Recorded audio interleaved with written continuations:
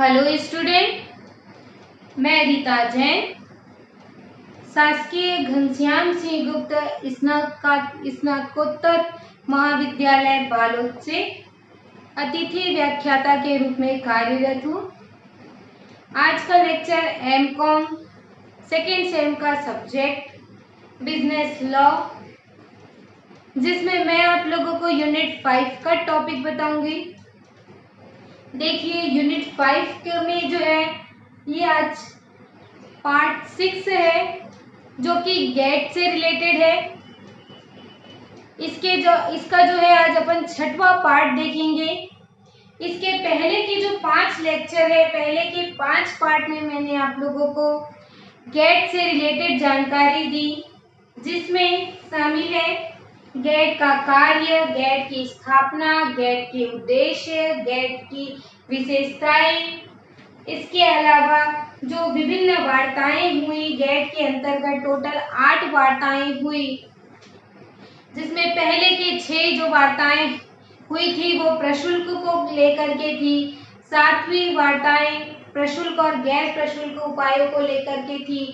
और जो 8वीं दौर था, 8वीं जो वार्ताएं थी वो एक क्रांतिकारी वार्ताएं थी विकासशील देशों के लिए, जिसको उरुग्वे दौर के नाम से जाना जाता है, क्योंकि ये उरुग्वे शहर में जो है ये वार्ताएं हुई थी, जिसमें गेट के जो डायरेक्टर जनरल हैं अर्थर डंगल, उन्होंने डंकल प्रस्ताव जो है रखा था, जिसमें जो है भारत को बहुत सारे प्रभाव को देखने को मिला, जिसको मैंने आप लोगों को 5 लेक्चर में जो है सारी जानकारी दी है। आज उसी क्रम में आगे बढ़ते हुए जो है 6वां पार्ट देखेंगे, जिसमें डंकल प्रपोजल के बारे में जो है गेट का जो 8वां दौर था, डंकल प्रस्ताव था, उसमें कौन कौन सी चीजों को शामिल किया गया था, कौन से क्षेत्र को जो है 8वें दौर में शामिल किया था, उसको जानेंगे। तो इससे पहले का लेक्चर जो है आप लोग देख लेंगे, अगर नहीं देखा होगा, जो कि डंकल प्रस्ताव से रिलेटेड 4था और 5वां पार्ट है, उसको आप लोग पहले देख लेंगे। फिर भी मैं आप लोगों को शॉर्ट में बता देती हूँ कि जो डंकल प्रस्ताव था वो कैसे आया, क्या हुआ, ताकि जो है आप पहले का लेक्चर तो देखेंगे ही देखेंगे, आगे की लेक्चर जो है देखने में भी आपको जो है दिक्कत नहीं होगी। देखिए, जो 7वां राउंड था वो टोक्यो राउंड के नाम से जाना जाता है, क्योंकि ये जो है टोक्यो शहर में हुआ था, जो कि महत्वपूर्ण दौर था। 1973 से 1979 के नाम से जो है जाना जाता है। ये 6 साल तक जो है दौर चला था। इसके बाद जो है 8वां दौर, 8वां राउंड स्टार्ट हुआ, उरुग्वे राउंड था, जो सितंबर 1986 में उरुग्वे में पुंता डेल एस्ते में शुरू हुआ और 1990 के अंत तक जो है उसको पूरा करना था 4 सालों में, बट पूरा नहीं हो पाया।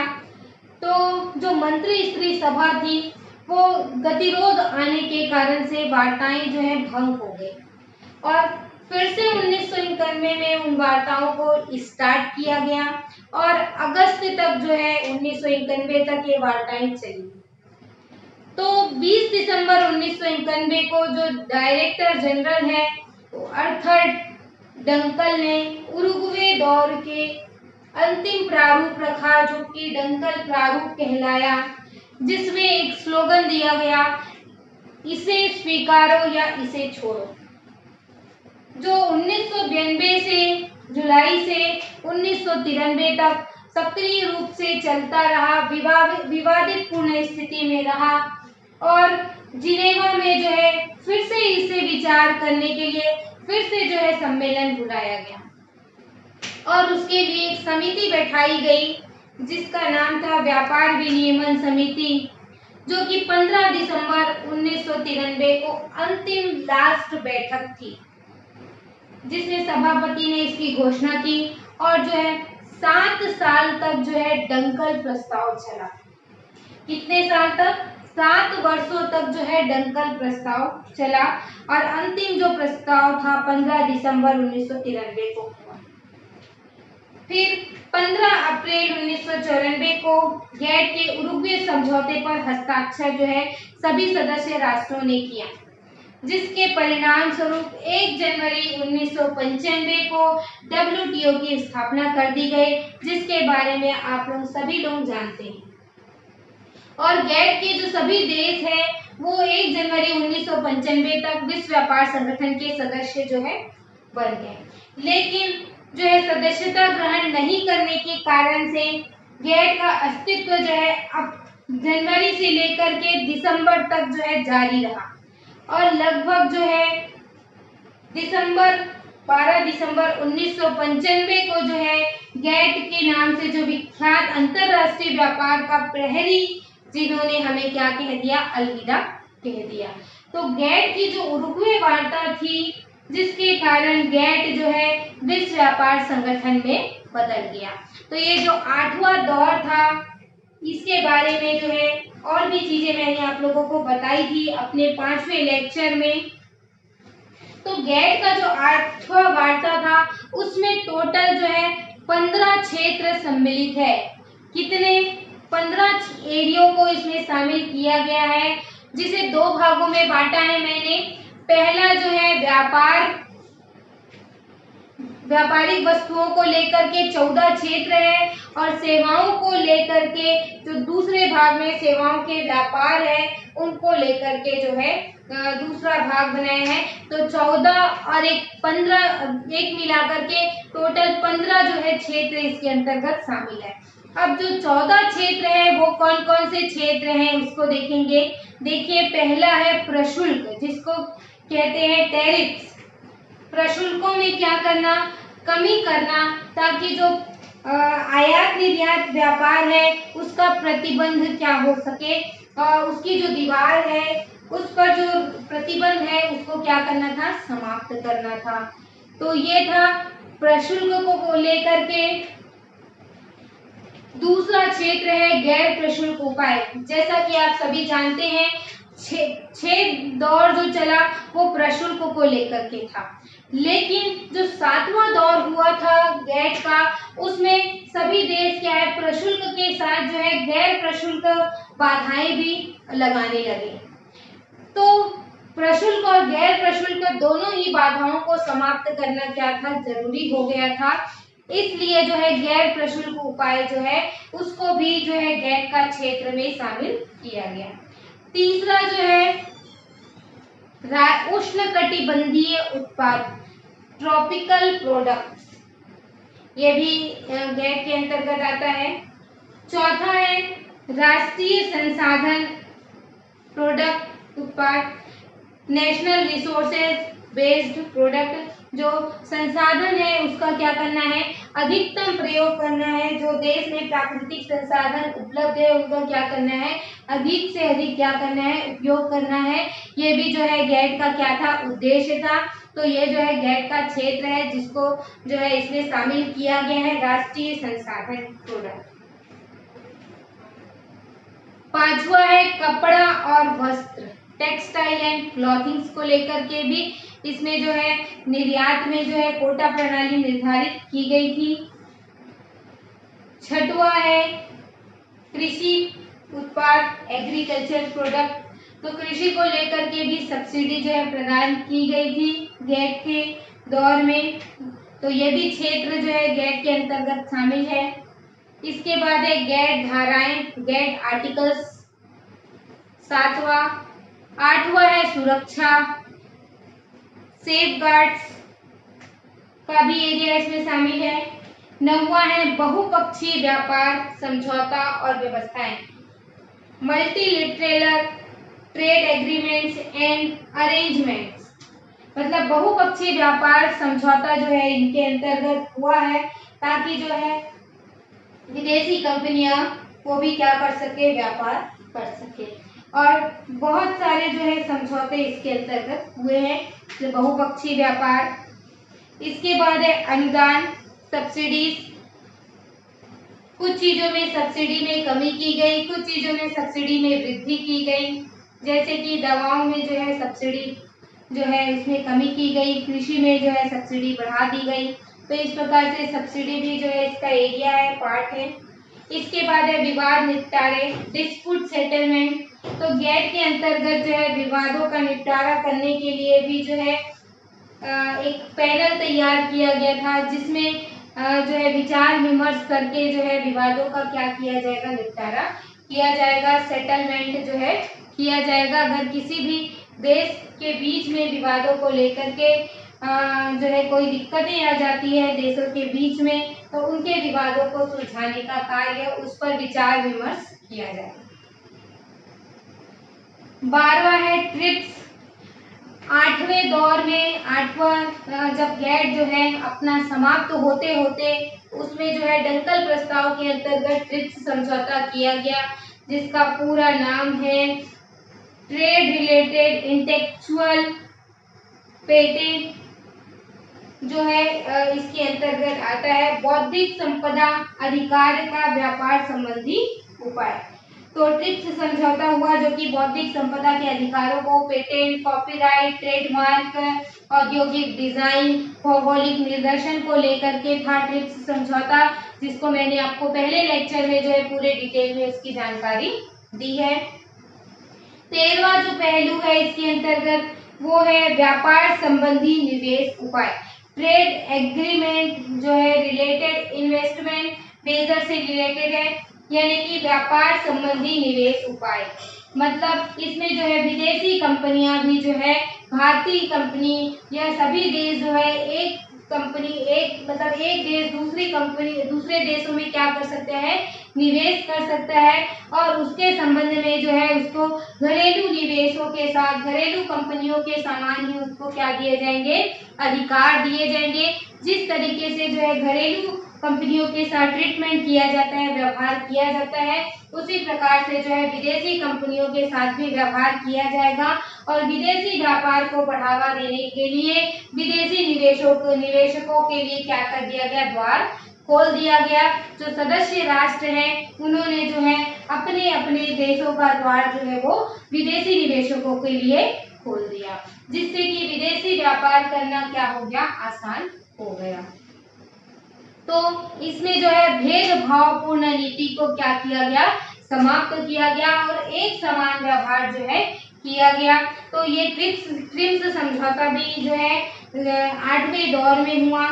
इसके बाद है 14 पॉइंट है गेट कार्य पद्धति, जैसा कि आप ब्लैकबोर्ड में देख रहे हैं, गेट फंक्शनिंग सिस्टम। इसके अंतर्गत गेट का जो कार्य है वो सारे गेट के क्या कार्य है उसको इसके अंतर्गत शामिल किया गया है। तो गेट के 8वें दौर में जो है टोटल जो है 15 जो है क्षेत्र शामिल है। 14 क्षेत्र व्यापारिक वस्तुओं से रिलेटेड है, और जो एक क्षेत्र है जो कि सेवाओं से संबंधित है, जो दूसरे भाग में सेवाओं के व्यापार को जो है अलग से 8वें दौर में क्या किया गया है, शामिल किया गया है। ये जो 14 क्षेत्र है उसको जब WTO आया तो इस 14 क्षेत्र को जो है 7 क्षेत्रों में क्या कर दिया गया, आवंटित कर दिया गया, जिसमें देखते हैं 7 क्षेत्र कौन कौन से हैं। पहला है बाजार पहुंच, मतलब कि मार्केट सेक्शन, जिसमें मैंने आप लोगों को बताया था कि खुला बाजार मतलब जो है अंतरराष्ट्रीय व्यापार के लिए क्या कर दिया जाएगा, बाजार को खोल दिया जाएगा, ताकि जो है जितने भी आयात और निर्यात को लेकर के प्रतिबंध थे वो सारे प्रतिबंधों को क्या कर दिया गया, समाप्त कर दिया गया, जिससे कि अंतरराष्ट्रीय व्यापार में बहुपक्षीय समझौते का व्यवहार क्या हो गया, आसान हो गया। इसके बाद कृषि का जो क्षेत्र है वो गेट में भी था और WTO में भी है। तीसरा वस्त्र का जो रेडीमेड वस्त्र है, सिले सिलाए वस्त्र है, सूती वस्त्र का जो है उसके लिए भी द्वार खोला गया, तो वो जो है WTO में भी शामिल है और गेट में भी है। ट्रिप्स समझौता जैसा कि मैंने आप लोगों को पहले बताया ही है। और सेवाओं का व्यापार, ट्रेड इन सर्विसेज, तो सेवाओं के लिए भी जो है विदेशी कंपनियों के लिए द्वार खोला गया, जिसमें कि बैंकिंग है, बीमा है, तकनीकी सेवाएं हैं, और दूर संचार टेलीकॉम्स को लेकर के, जो टेक्नोलॉजी को लेकर के तकनीकी सेवाएं हैं, उसके लिए भी भारत में क्या किया गया, उनका आगमन जो है वो उसको निषेध नहीं किया गया, ताकि जो है सेवाओं का भी जो व्यापार है वो क्या उसके बढ़ सके। और 7वां अंतिम पॉइंट है संस्थागत मामले, इंस्टीट्यूशनल मैटर्स, वो भी इसके अंतर्गत क्या किया गया, शामिल किया गया। तो वो जो गैट की जो संधि हुई थी, जिसमें 117 देश ने 15 दिसंबर 1993 को जिनेवा में डंकल प्रस्ताव पर हस्ताक्षर करके उसको स्वीकार किया था, लेकिन जो अंतिम रूप में 15 अप्रैल 1994 को स्वीकार किया गया। और मोरक्को के मार्कस शहर में जो है 12 अप्रैल 1994 में जो आयोजित 4 दिवसीय सम्मेलन में गैट समझौते और उसके परिशिष्ट पर 117 देशों ने हस्ताक्षर किया गया। सभी सदस्य देशों ने इसे भेदभाव रहित जो होकर के क्या किया, अपनाया था। तो ये जो गैट समझौता जो अंतिम दौर हुआ था, उसका जो है भारत पर अनुकूल प्रभाव पड़ा। उसमें जो आलोचक है उसका उत्तर देते हैं, उसको भी अपन देखते हैं कि आलोचक जो है इसके बारे में क्या कहते हैं। तो डंकल प्रस्ताव पर सहमति से उरुग्वे दौर की जो वार्ता है वो तो संपन्न हो गई, जिसके अंतर्गत वस्तुओं और सेवाओं का क्षेत्र और बौद्धिक संपदा अधिकार, निवेश, वस्त्र, कृषि, इन सारी चीजों में संपन्न हुआ। इससे भारत को लाभ होगा। और उसे जो है आलोचकों का कहना है कि यदि जो है भारत डंकल प्रस्ताव को स्वीकार नहीं करता तो भारत का जो अंतर्राष्ट्रीय व्यापार है वो क्या हो जाता, उससे वो अलग हो जाता। और प्रस्ताव स्वीकार करने से क्या होगा, भारत का निर्यात बढ़ेगा। और सब्सिडी में जो कटौती की आशंका भी जो व्यक्त की गई थी वो भी गलत है, क्योंकि जो कृषि प्रोडक्ट है उसकी उपज को कुल कीमत का जो है 10% तक सब्सिडी दिए जाने का प्रावधान है, जो कि भारत में जो मौजूद सब्सिडी है उससे क्या है, ज्यादा ही है। और जो पेटेंट का प्रश्न जो अपन ने उठाया था वो भी बीज के मामलों में किसानों और जो अनुसंधानकर्ताओं के अधिकारों के को जो सरकार संरक्षण देगी, और कृषक जो है अपनी बीज उपज का जो है बीज बचाकर क्या कर सकेंगे, रख सकेंगे। लेकिन जो उन्नत बीज है उसकी खरीद जो है बहुराष्ट्रीय कंपनियों को रॉयल्टी भी देनी होगी, जिससे कि जो बीज किसान है वो बीज को आसानी से खरीद नहीं पाएंगे। साथ ही दवाइयों की कीमत में भी जो 20% वृद्धि होनी थी, वो भी जो है सरकार के पास दवाइयों का मूल्य जो है नियंत्रण उनके अधिकार के बाहर होगा। एक बात और है कि डंकल प्रस्ताव जो है नए पेटेंट पर ही क्या होगा, लागू होगा। भारत में जो दवा का प्रोडक्ट बल्कि जो है प्रक्रिया पर भी पेटेंट है, और 80% दवाइयां जो है पेटेंट से बाहर थी। और सार्वजनिक वितरण प्रणाली को लेकर के भी प्रश्न था, तो डंकल प्रस्ताव का इस पर जो है कोई प्रभाव नहीं पड़ा। और ये भी मानना था कि भारत में कृषि निर्यात क्या होगा, प्रोत्साहित होगा, जिससे किसानों को क्या होगा, लाभ होगा। और ये भी माना गया था कि भारत के पक्ष में कि भारत समझौते से अगर अलग हो जाता है तो कई देश से जो हमारा अभी अंतर्राष्ट्रीय व्यापार होता है तो वो हमारे जो है निर्यात के व्यापार जो है वो क्या हो जाएंगे, बंद हो जाएंगे। इसलिए भारत को क्या है, उस समझौते पर हस्ताक्षर करना क्या हो गया था, जरूरी हो गया था। क्योंकि अगर भारत उस पर हस्ताक्षर नहीं करता तो जो है उसके निर्यात व्यापार को जो है बहुत धक्का लगता। तो उनको जो है निर्यात व्यापार को बढ़ाने के चक्कर में जो है उस पर हस्ताक्षर करना पड़ा। तो डंकल प्रस्ताव के विरोध में जो भी जो है दलीलें दी गई थी वो सही नहीं थी। और यदि ध्यान से देखा जाए तो भारत को कई क्षेत्रों में क्या हुआ है, लाभ हुआ है। जैसे वस्त्र उद्योग है, कृषि उद्योग है, उनको लेकर के जो है लाभ हुआ है। और भारत को गैर समझौते के जो दुष्प्रभाव है उससे बचने के लिए जो है अपनी परंपरागत कृषि प्रणाली को नए कृषि प्रणाली में क्या करना होगा, बदलना होगा। और दूसरे देशों के पेटेंट से मुंह ताकने की जरूरत भी भारत को नहीं है। उसे जो है विश्व के साथ जोड़ने का दंकल प्रस्ताव जो है एक अच्छा माध्यम था, एक अच्छा अवसर उन्हें मिला। लेकिन जो नए परिवेश में दंकल प्रस्ताव क्या हो सकता है, हानिकारक भी हो सकता है। लेकिन फिर भी जो है दंकल प्रस्ताव का भारत में क्या पड़ा, अच्छा प्रभाव भी पड़ा और बुरा प्रभाव भी पड़ा। लेकिन जो है उस प्रस्ताव पर हस्ताक्षर करना क्या हो गया था, अनिवार्य हो गया था। तो इस प्रकार से स्टूडेंट जो दंकल प्रस्ताव था, जिसके संबंध में मैंने आप लोगों को जो है पूरी विस्तार से जानकारी दी है कि किस प्रकार से दंकल प्रस्ताव आया, किस प्रकार से दंकल प्रस्ताव और उरुग्वे दौर हुए और भारत पर क्या इफेक्ट पड़ा उसका, और 8वें दौर जो कि गेट का अंतिम दौर था, जो कि गेट ने जो है दिसंबर 1995 में इसे अलविदा कहा और शांतिपूर्ण तरीके से जो गेट के सदस्य हैं वो जो WTO के सदस्य में क्या हो गए, कन्वर्ट हो गए और विश्व व्यापार संगठन का उन्होंने क्या किया, आगमन किया, उनका स्वागत किया। तो आज जो कि वर्तमान में विश्व व्यापार संगठन जो है अपने कार्य प्रणाली को लेकर के आगे बढ़ रहा है और गेट जो है वो समाप्त हो गया।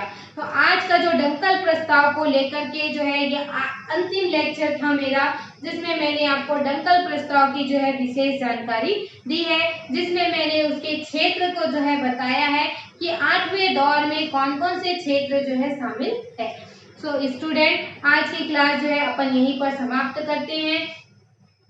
मैं ये उम्मीद करती हूँ आपको जो है लेक्चर समझ में आ रहा होगा। अगर लेक्चर जो है आपको समझ नहीं आ रहा है तो उस चीज़ों का बार बार देखिए, और अगर जो है आप पीछे से लेक्चर देखेंगे, लास्ट लेक्चर देखेंगे तो आपको समझ नहीं आएगा। तो मैं आपसे ये जो है विनती करती हूँ कि आप जो है पहले जो है स्टार्टिंग के लेक्चर जो है वो देख लेंगे। मैंने जो है पार्ट पार्ट में बनाए हैं, तो आप जो है बीच से कोई भी पार्ट नहीं देखेंगे। आप पहले जो है फर्स्ट पार्ट देखेंगे, सेकेंड पार्ट, थर्ड पार्ट, ऐसे लाइन से पार्ट देखेंगे ताकि आपको जो है कंटिन्यू जो चीजें हैं वो समझ में आए। क्योंकि अगर मैं जैसे अभी बीच से आपको ट्रिप्स समझौता के बारे में बोलूंगी तो आपको कुछ समझ नहीं आएगा। लेकिन अगर पहले के आप लेक्चर देखेंगे जिसमें मैंने आपको उस समझौते को डिटेल से समझाया है तो आपको समझ में आ जाएगा।